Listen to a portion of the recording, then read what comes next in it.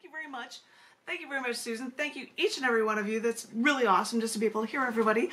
I am thinking of a poem that I'm going to do, and I didn't have a plan for it. And since I had showed you this book before, which is just such a fun cover with me looking up, if you don't know, well, why would you know? Austin Library on Xavier Chavez has a glass roof and for splitting floors, and so on a whim we went by and we put pieces of glass between us, and I'm like, I'm gonna look like I'm leaning up towards shattering the glass ceiling, and it happened to work for a cover precisely because we are over 50% female of this remaining group, which often there are so many men here. I'm going to read the first poem that is in this book. It is a longer one, and I've got the time to do it, and I started both of my shows when I was in Chicago with this poem, and I got such positive response from the first one with people talking about this issue that I thought I would share it here. So I hope you guys like it. It is the first poem that is in the book, Shattering the Glass Ceiling, and it is titled, "This light is too bright, I can't read when I do that." No one reports for women. I should start this like a news reporter, saying, Dateline, your town here. But news about women's issues is non-existent, which makes women wonder if concern for women is also non-existent too. Recently, I heard reports from multiple women who had been on birth control for 99% of their fertile lives.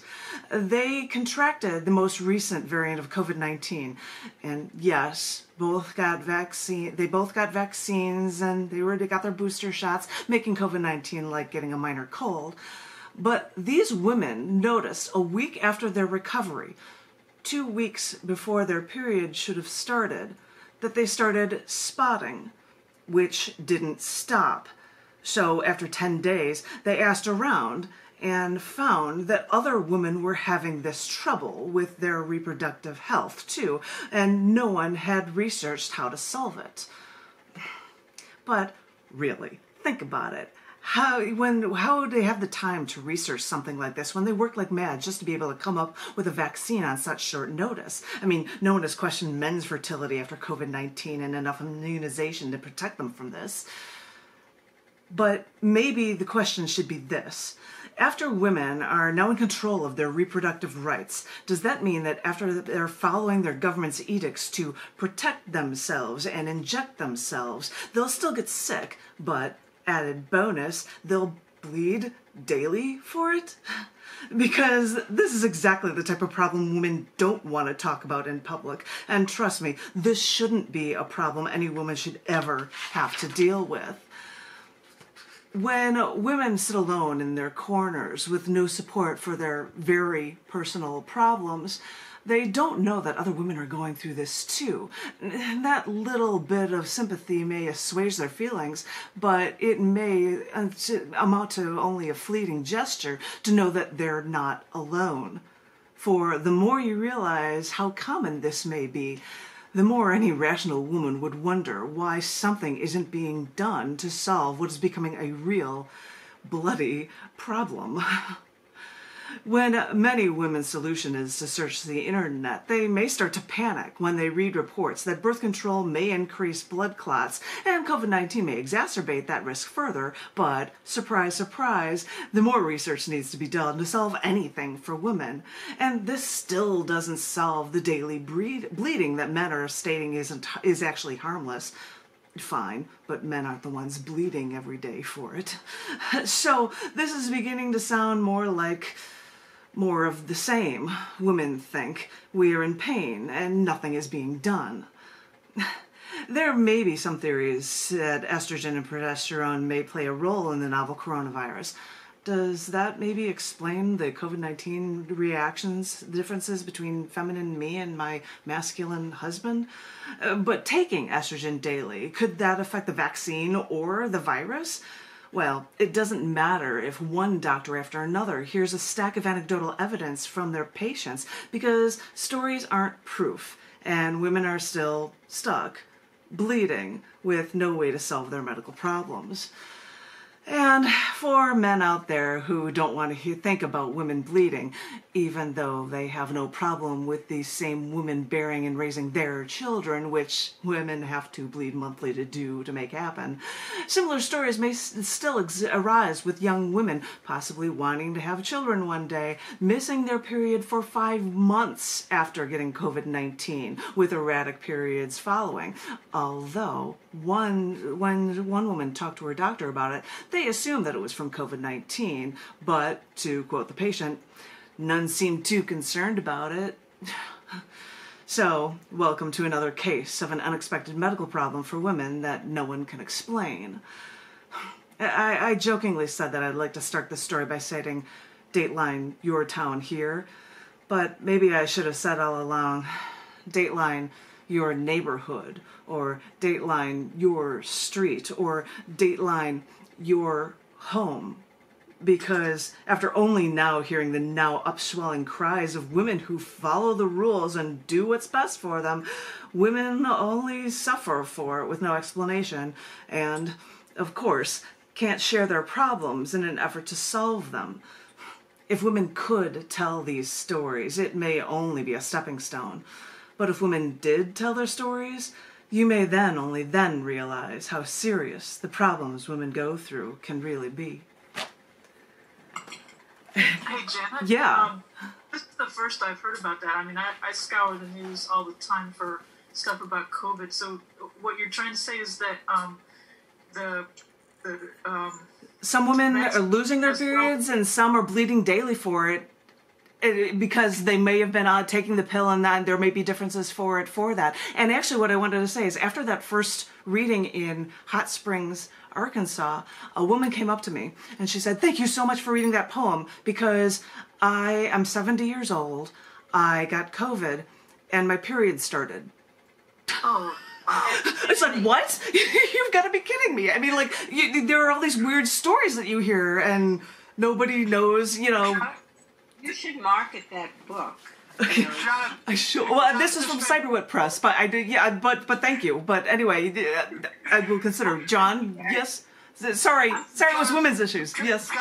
Janet, this may be an oversimplification, but I read something about there's all sorts of complaints that the researchers years ago focused on cancer because that's what their age group was getting. Yeah. They ignored senility and Alzheimer's because that wasn't what they were involved with. Now we feel that they missed the boat because they didn't do this. It's quite possible that if and this could be an oversimplification, that the researchers are men, that they may not even have thought about, well, maybe it's different for women, and things with like car safety things. They set things up with seatbelts and things for men, and they're not for everybody. But anyway, but anywho. So what you're saying, Janet, is that women can become pregnant even though they're on birth control? What? No, well, because you can be on the pill and still get your period, so you're still bleeding. So, I mean, but it was just weird that this one woman said to me, "I'm 70 years old, and my period started," which was like, what? I mean, not about how you'd get pregnant on it. I mean, if you're on birth control, that would probably stop it. But it's just, there's just different stories from different people, and nobody knows anything about it. So, yeah, he had said he wanted something for the beginning of the book so it would start on a right-hand page. So I was like, I just started looking around. Johnny, what's the URL in that book? I haven't seen you pushing it. Well, it's not from Scars Publications. It's from Cyberwit, so I wouldn't be advertising it on there. I guess I should be doing it more on my own page. But I'm having trouble locating it too. Would you get us some more information? I'm having trouble finding it too. Okay, yeah. There's a link. There's a link for it on JanetKuypers.com. I put it huge on the page for that, but Would you send it to us anyhow? Okay, I will. I have access to be able to. I'd have to look for the address, but I think you should post a mem with advertising that book, and I think you should include in it like a little square with some of this information, because I think people would be very interested in knowing. I knew nothing about that. When I was a pioneer in AIDS work, like we worked with 1,000 clients, and I can tell you the same thing happened with women. their symptoms were completely different from men, and they didn't even research them in the beginning, and they wouldn't give them AZT because they were afraid if they got pregnant, and then ACT UP had to advocate for them, and then they discovered that by taking AZT, the infant would be protected. I mean, there's so many different. Same thing with alcoholism. Women don't know that if you're having a drink and your partner's having a drink, and he's male, you're having 2 drinks. Mm-hmm. And the way that works out is that means you get cancer first. You're a higher risk for breast cancer. I mean, it's not like it's nothing. Right. But I think that's a really important. I never heard one word about this. This is the first time I'm hearing it. It's you hear 1 or 2 people talk about it, and then I just look online, and if you look specifically for these things, you'll find stories of a woman that went through this, and then you'd hear counter stories of who weren't on birth control and they would still have an issue. So there are varying different issues that nobody knows how to deal with. So this is why it was the first poem in the book. Yes, Richard? You see, what vaccines are you talking about? Because there's different ones, isn't there? Well, this was for women who got COVID, whether they had the vaccine shots or not, and whether or not they were on birth control. There were different reactions to their reproductive system. Yeah.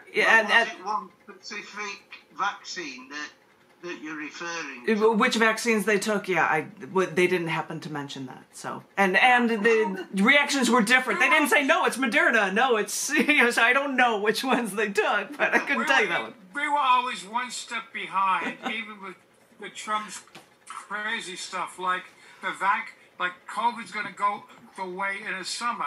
Well, it was the summer in Brazil, and it was spiking there, and no one said, well, why is it going to go away? And then they said it was only affecting the lungs until people started getting liver problems and losing legs. And then they said kids aren't going to get it until a couple of kids died. We're always one step behind, not knowing what came next. If I look like I'm not paying attention to what I'm doing, I'm trying to get the link for this book so that I can... It's on JanetKuypers.com, and I'm clicking the link for the book. It's from Cyberwit, which is why I'm not advertising it on Scars Publications. What's it called? What? Cyberwit.net is who did it. So I'm going into the chat right now, and I'm doing a thing, and I don't want it to be to John McMullen. I want it to be to everyone, and I'm giving you plunk. So it's CYBERWIT.net. Yes, but... I just copied that stupid address and I've lost it and I can't paste it in. That's all right. We can go to JanetKuypers.com. We can figure that out. Yeah, it was JanetKuypers.com. It was one click to the book. And actually on the main page it has a link to the Amazon link. And I'm just putting up the Amazon link right there. So it's in the chat there as well. So yes. Yay, it's a book. So they're the ones that did the book. They blah, blah, blah. So anyway. I'm proud of it. Is it a good book? I like it, and it was one I think I was mentioning that has poems that are translated into different languages on it, which is so it's there's a couple essays in it, like talking about sexism in general and that kind of stuff, and then in the back there is a section that is called A Book for Men. And it's like, hey, all you men out there, don't you remember when life was simple, when a man was a woman and the woman knew her place? Well, it's time you had your say. Here's a list of derogatory phrases for women. And there are all these pictures that talk about her bag, her hole, call her a baby because she's not an adult. That's degrading her. And it's this whole little picture thing at the end that's called A Book for Men about that too, which is a goofy thing toward the end of the book and things like that. So, yes, it's Shattering the Glass Ceiling. Yeah, congratulations, Janet. Thank you. Yeah, the guy from, the gentleman from India was like, interesting, when he saw the whole manuscript when it was done. That was his only reaction. Interesting. And like, well, you wanted to have something new? Why don't we do a whole women's issues thing? So he asked for it. So, anywho, thank you. And the link is there. And you can also go to JanetKuypers.com if you don't get it through here, if you know how to spell my name. I got it. I got it. The link. Perfect. The link works. I got it, and it's been ordered. Oh, wow. Okay. Then yippee skippy. So, it's a 5.5 by 8.5 book. It's, I don't know. It's got, and there are sections and things about rape issues in the beginning of the book.